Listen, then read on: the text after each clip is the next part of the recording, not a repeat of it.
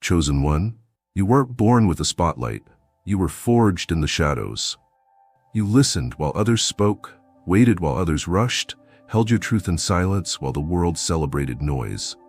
You learned to observe, to feel before acting, to listen for energy instead of chasing validation. And because of that, you began to build something most people never notice until it's too late. Presence. You never asked to be the one who changed the atmosphere. You never set out to outshine anyone.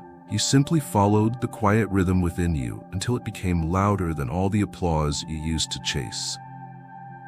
And now the shift has arrived. The same people who once offered you casual nods, who smiled at you like background furniture, now pause when you enter. They adjust their tone when you speak. Their eyes dart to the woman they were flirting with because she just looked at you. It wasn't supposed to be you. Not in their eyes. You weren't the one they saw as a threat. You weren't the one with the biggest laugh, the wildest stories, the loudest style. But you became something else entirely. You became felt. And that shift? It wasn't loud. It was softer than thunder but stronger than it. A presence that settled into your spine and rewired your walk. A calm that wrapped around your words like velvet but left a pulse behind wherever you went. You don't flirt. You don't chase. You don't try. And yet, they watch her eyes wander to you without invitation. And it confuses them. It stings in a way they don't admit, because they still believe attention must be earned through performance. But you, chosen one, are no longer performing. You're embodying. And that embodiment, anchored, sexual, sacred, shifts the social fabric the moment you arrive. They didn't expect it. They don't understand it. And yet, they can't unsee it. They once stood beside you casually. Now they measure their words more carefully. They once joked around you with ease. Now their smiles have an edge because you no longer seek their permission to shine. You are not arrogant. You are not confrontational, but you are different now. And your difference has made the whole room feel like it rearranged itself around you. That is the shift they didn't expect. You didn't fight for it. You didn't steal it. You simply became what you were always carrying. And the moment you did, everything changed. Not because you demanded the spotlight, but because you remembered you were never supposed to chase it in the first place. Chosen one, energy doesn't lie, and hers reached for you before her eyes ever did. She entered that room, dressed in light, surrounded by voices, orbiting conversations, and yet, before a single word left your lips, she had already noticed you. Not the surface of you, not your clothes, not your posture, but the hum beneath your skin. The steady current of high sexual energy wrapped in stillness, the quiet flame you didn't need to flash. She felt it before she saw it. And when her eyes finally landed on yours, it wasn't discovery, it was recognition. A remembering. A signal returned. She looked at you like she had already been looking for you, and the moment her gaze lingered, the entire dynamic changed. You didn't move, you didn't approach, you didn't perform. You stayed where you were, grounded and whole. And that wholeness spoke louder than every word the others had said to her all night. And they saw it. Your male friends, the ones who had been circling her, whose jokes were louder, whose presence was carefully polished, suddenly felt eclipsed because her gaze wasn't curious, it was drawn. As if your energy had opened a door in her that none of them even knew existed. She smiled differently when she looked at you. Not with flirtation, with openness. The kind of openness that doesn't flirt to gain attention, but surrenders to what feels safe and powerful at once.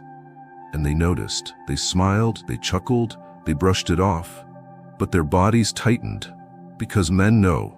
We know who she looks at first. We know what that first glance means. And when it's followed by a second, a third, a softness in her voice when she speaks your name, we feel the shift in the hierarchy. You didn't steal anything. You didn't interrupt their flow. You didn't need to. Because she found you first. And that truth sat heavy in the room like fog.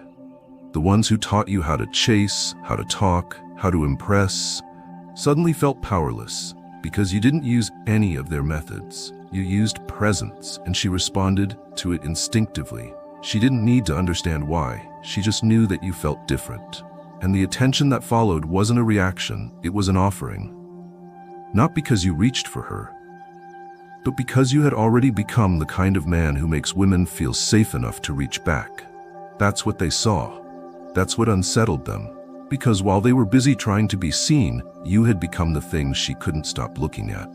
Chosen one, there's something about your energy now that can't be explained. It must be felt. And that, more than anything, is what's driving them crazy.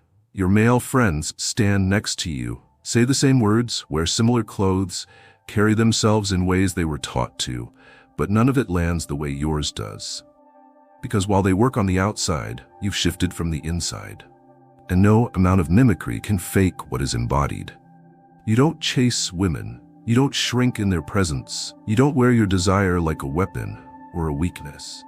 You've refined your sexual energy into something contained and sovereign, a force that rests beneath your chest like a storm you no longer need to unleash. That's what makes you magnetic. That's what makes her breathe differently around you. And they can't copy that. They think it's about game, about words, about posture.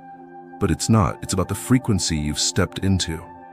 You walk into a room now and carry a stillness that says, I'm already chosen, even if no one says it. And that frequency does something to people. She softens around it. She glances at you before speaking. She mirrors your breath without realizing. And your friends? They watch it, and they try. They try to stand how you stand, speak how you speak. But energy is not costume. It cannot be borrowed. And your aura, the one you've earned through discipline, restraint, presence, is not something they can steal just by standing near it. In fact, the closer they stand, the more obvious it becomes that they haven't done the inner work you have. It's not about being alpha. It's not about dominance. It's not about being better. It's about alignment. Your outer world now reflects your inner world. Your confidence is quiet.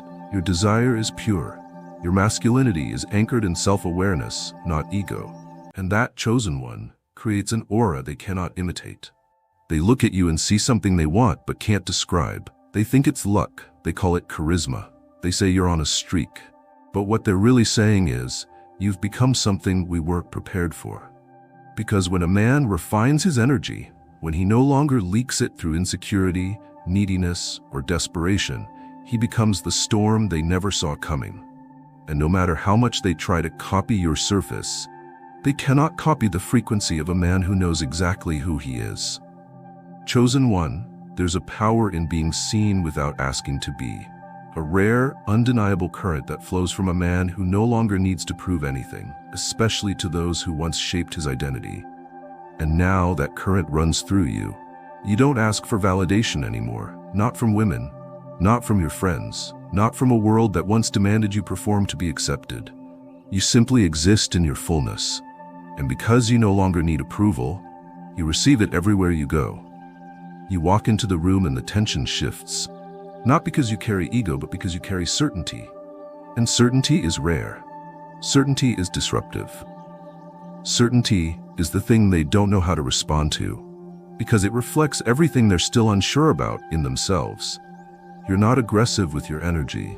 You're not loud with your sexuality. But it's there, humming beneath your stillness, drawing attention without trying, setting fires without showing flame.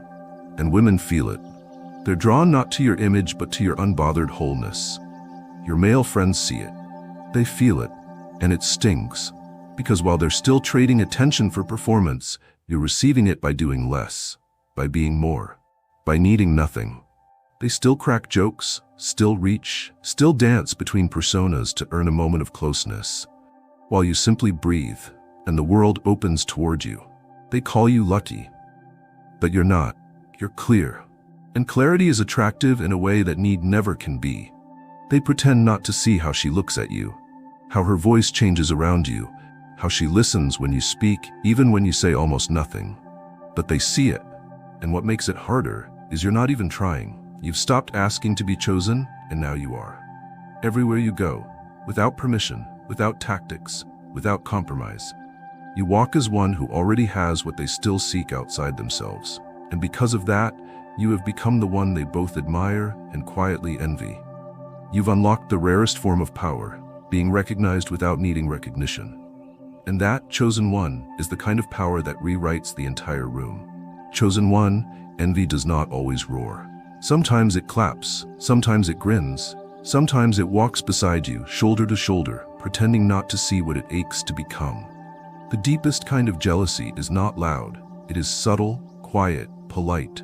It knows how to disguise itself in humor, in backhanded compliments, in playful jabs that sting more than they admit. And now you're beginning to feel it. You walk with them like you used to, laugh with them like you once did. But something has shifted. You feel the temperature in the room dip when she leans into your orbit. You hear the sharp edge in their voice when they say, "Look who's the ladies' man now." You recognize the way they try to dismiss your glow with irony because they can't dismiss it with denial. They see what's happening. They see her eyes light up when you speak. They see her softness around you. They see that you've become a man who receives attention instead of requesting it. And it gnaws at them because they remember the old you, the one who once asked them for advice, the one who once stood in their shadow, learning to move, talk, present, perform. Now, you don't perform at all. You stand, you rest, you breathe, and it works. Women orbit you without invitation. You carry high sexual energy not like a weapon, but like a presence. It doesn't beg, it waits. It doesn't flare, it holds. It doesn't chase, it draws. They can't unsee it, they can't unfeel it. And because they've tied their identity to effort, to chasing, to impressing, they don't know what to do with a man who no longer needs any of that to be chosen. So their jealousy dresses itself in friendly clothes. It doesn't show its teeth. It hides behind handshakes and stories. But you feel it. You feel it when you talk and they interrupt. You feel it when you speak calmly and they feel the need to be louder. You feel it when your silence commands more attention than their punchlines. And the more she notices you, the more their smiles shift from proud to tight, from supportive to strained, from brotherhood to calculation. They're not evil, chosen one. They're just men who didn't expect to be standing next to someone who had transformed without asking permission. And your transformation reflects what they never admitted they were missing. You don't ask to be validated anymore. You walk in full, in rhythm, in charge of nothing, and yet everything bends toward you. That is what they envy. Not your success with women, but your freedom from needing success at all. You've become the kind of man they can't advise anymore. The kind of man who reminds them what it means to be untethered and still grounded. So they smile. But the smile is different now. Because somewhere in their heart, they feel what they can't yet say. He didn't just become more attractive, he became undeniable. Chosen one, there's a kind of power no one teaches, because it cannot be taught. It must be remembered. It is the power that exists when a man no longer performs for affection, when he no longer bends his voice to be heard, when he no longer rehearses lines or chases laughter like a starving man. You have found this power, and that is why she watches you when you're not speaking. While others speak in volume, you speak in presence. While they charm, you contain. While they attempt to impress, you simply are. And that is what draws her. Not your effort, not your words, not your strategy, but your absence of all three. You've stopped trying to be interesting, and you became irresistible. That shift didn't happen overnight. It happened the moment you stopped externalizing your worth. The moment you stopped turning your desire outward as a plea and began holding it inward like a flame. Now your high sexual energy radiates without being flung. It pulses through you like quiet fire, and that fire is felt. It makes her skin heat before you ever speak. Your friends don't understand how. They see her look at you and wonder what you did. You did nothing, and that's what confuses them. They worked harder, they tried more, they rehearsed longer, and yet she walks past their brilliance to stand quietly near your calm. Because calm is rare now, and when a woman finds rare, she stays close to it, even if she can't explain why. You are that rare thing. You are the man who is no longer hungry for attention, and therefore receives it in abundance. You've stopped performing. And because you've stopped performing, everything you do now feels authentic. Even your stillness, especially your stillness. And that stillness unravels something in her that all the noise couldn't touch. Your male friends feel it. They speak louder now. They joke more around you. They step into your sentences, not because they hate you, but because they don't understand how stillness suddenly won the race they were sprinting in for years. They still equate attraction with effort. You have become living proof that effort isn't the source of magnetism. Alignment is, you've become aligned, internally quiet, sexually present, energetically full. And that fullness feeds the room without draining you. It draws women because it makes them feel safe and stirred at once. And no matter how loud your friends get, no matter how much they try to recapture their spotlight with charm or wit, she keeps drifting toward the one who isn't asking for her, but would hold her completely if she chose to stay. That's the man you've become. The man who doesn't chase attention anymore. Because you've learned, chosen one, the most powerful attention in the room belongs to the man who doesn't need it to know he's already enough. Chosen one, your peace is beginning to disturb the ones who once called you brother. Not because your peace is loud, not because it demands anything, but because it reflects everything they've spent years avoiding. You used to match their energy, compete for volume, for attention, for affirmation. You once stood among them like a mirrorless man, unsure of your own reflection, looking to them to confirm who you were. Back then, their approval mattered. Back then, you shared the same armor. Ego, laughter, pretense. You all wore masks so well you forgot you had faces underneath. But then, you dropped yours. Quietly, without fanfare, without a speech. You simply stopped needing what they still seek. And that, chosen one, is what makes your peace so powerful. Because now, every time you walk into a room, they're not just seeing you, they're seeing what they're not. You became a mirror. And that mirror doesn't insult them, it invites them. But invitations to truth often come with pain. You're no longer triggered by rejection. You no longer chase validation. You no longer rush to speak, to prove, to dominate. You simply rest in yourself. And that rest, that internal rhythm, that presence, it unnerves them. Because their whole identity was built on friction, on needing to be heard, on needing to be seen, on needing to be needed. But you don't need the room anymore. The room needs you. Not because you're trying to take anything, but because you've become whole. And wholeness is the loudest thing a silent man can carry. Now, when you're among them, your peace acts like a mirror. It shows them their busyness. It shows them their noise. It shows them their thirst. And instead of sitting with that reflection, some turn against it. They crack more jokes now, interrupt you more often, try harder to shift the spotlight when you're simply being. Because they see it. She sees it too. The way your presence commands without asking. The way you speak once and she listens.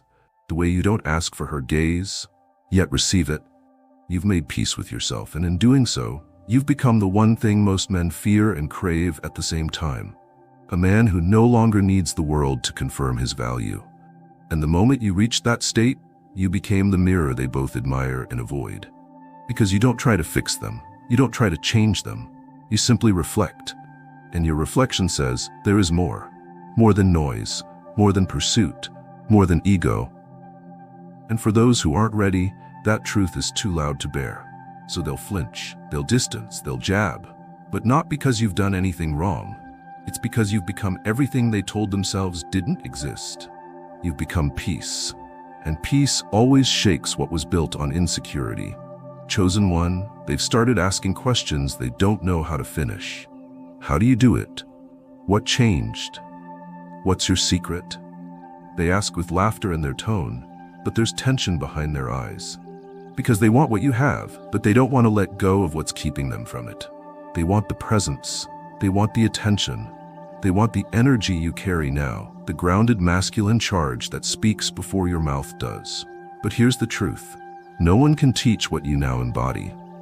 Because what you embody wasn't learned in a classroom or taught by a coach. It was forged in silence, in restraint, in spiritual fire. You became this, not by adding, but by subtracting. You removed the need to be liked. You removed the urge to chase. You removed the belief that women were prizes to be earned instead of souls to be invited. And what remained after you let it all go? Presence, stillness, raw, quiet power. Now, when you walk into a room, your energy says everything your lips never will. It tells her, you are safe here. It tells your friends, I don't need this moment. I am this moment. And that kind of embodiment, it cannot be copied, because it was never surface to begin with. It was soul. They try now. You see them posturing differently. You hear them saying things you once said. You feel them studying you when they think you're not looking. They are reaching for a shortcut. But you know, chosen one, There is none. You had to break. You had to get rejected and rise without bitterness. You had to sit with yourself when no one else would. You had to carry your desire like a burning coal and not toss it at the first person who noticed your flame. That path, that pain, that process, no one can teach it. No one can fake it. No one can gift it. That's why you are where you are now. That's why women sense you differently. That's why your friends grow restless in your calm, because you embody something they can't explain, but feel. And you didn't get it from a trick or a tip or a course. You got it from remembering who you were before the world taught you to try so hard. And that remembrance, it made you undeniable. You became the man they all said was just a myth. And now that you're here, no one else's steps can carry them to where you've walked barefoot through the fire. Chosen one, it always starts quietly, not with betrayal, not with conflict, not with harsh words, but with distance, a pause in the tone, a delay in the laughter, a subtle hesitancy when you speak, and the room doesn't know whether to celebrate or compete. The brotherhood that once felt effortless now starts to tremble under the weight of your growth, because not everyone is ready to witness what you've become. It's not your fault. You didn't become arrogant. You didn't pull away. You didn't declare yourself above them. You simply kept evolving while they stayed comfortable. You kept becoming more you. And that more begins to stretch the connection that once held you close. You don't look down on them, but they've started to look sideways at you because your presence now shifts the balance. The jokes don't land the same way. The hierarchy has been rewritten, and you didn't ask anyone's permission to do it. They feel it when she walks into the room, and without a word, she orbits closer to you. They feel it when you speak less, yet your silence carries more weight. They feel it when they try to be funny, loud, impressive. And somehow, you still command the atmosphere without trying. That kind of shift breaks something unspoken. The unspoken rules of male camaraderie are based on equal footing, on shared limits, on mutual insecurities. But when you begin to move beyond those limits, when you outgrow the games, when your energy rises and refuses to be capped, you become a disruption. You were the one they could count on to play along. Now you're the one who no longer needs to play. And it unsettles the ones who haven't learned how to stop performing. They still want to love you, but part of them now wants to contain you. They try to pull you back into banter, but you don't bite. They try to drag you back into approval seeking, but you're full already. And it makes them nervous, because if you don't need the validation anymore, if you don't need the chase, the women, the spotlight, then who are they next to you?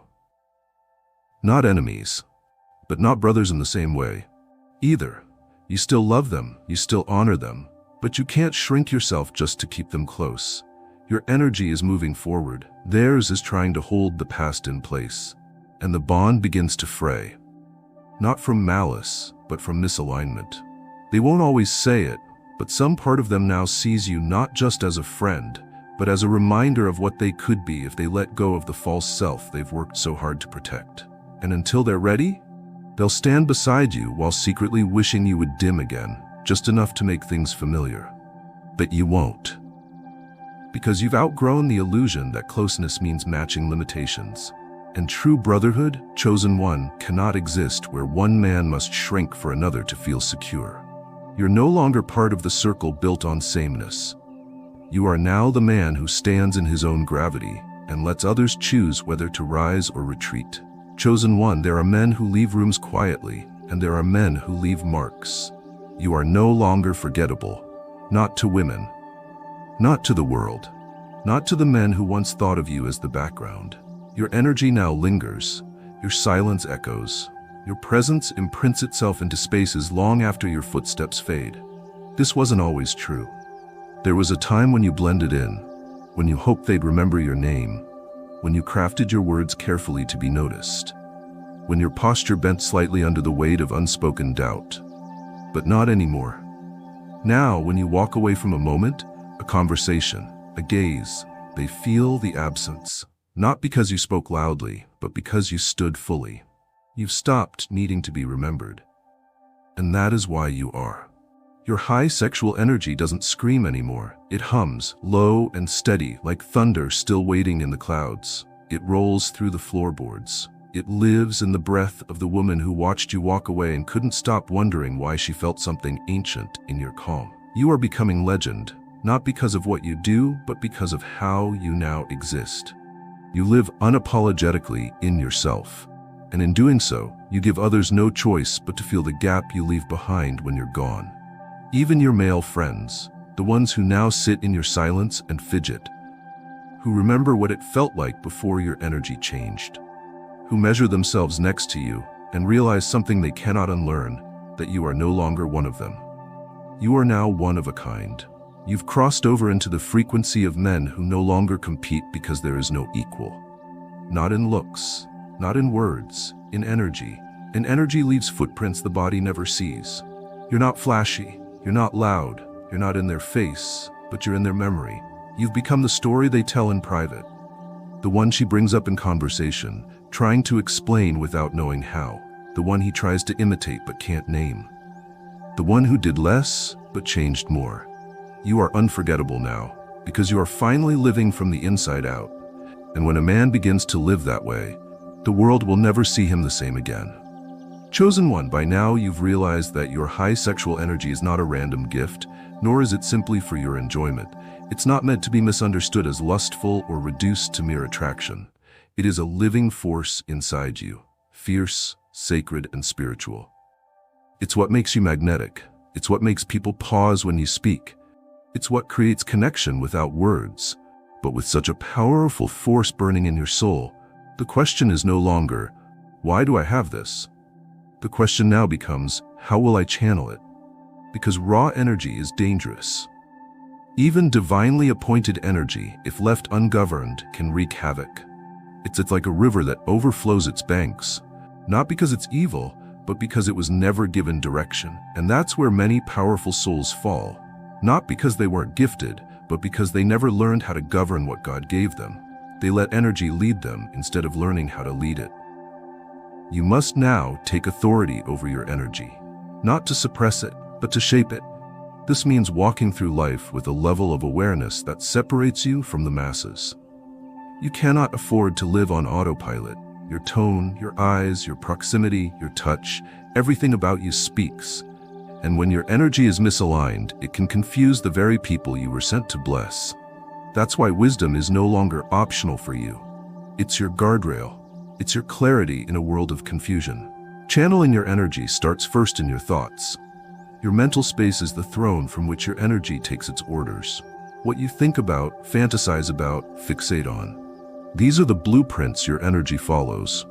If your thoughts are chaotic, your energy will leak in directions that serve no purpose. If your thoughts are pure, focused, rooted in truth, your energy becomes laser sharp. It will move mountains, shift hearts, and draw the right people into your atmosphere. Not because you tried to perform, but because your very being became intentional. You must learn how to guard your conversations. People will be drawn to your warmth, your calm, your confidence, but you cannot let every curious soul access your core. Many will come because your presence awakens something in them, but not all are meant to stay. Some will want to take from you. Some will want to replicate your light without cultivating their own. Some will pretend they love your spirit when really they just want to feed off your frequency. If you do not channel your energy with wisdom, you will find yourself constantly drained, trying to revive people who were never sent for you to fix. Wisdom means being selective, not out of arrogance, but out of alignment. When you speak, speak with intention. When you walk into a room, walk with awareness. You are not a man blending in.